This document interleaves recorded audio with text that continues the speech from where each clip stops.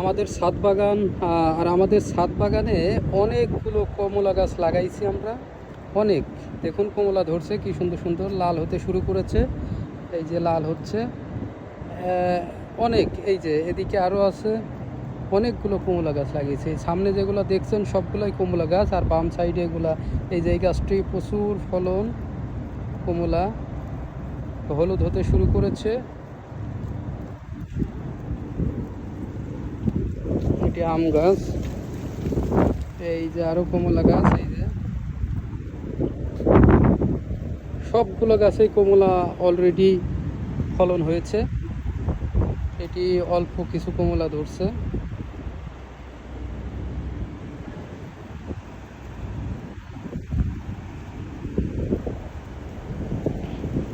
এটি হলো ওল বড়ই গাছ।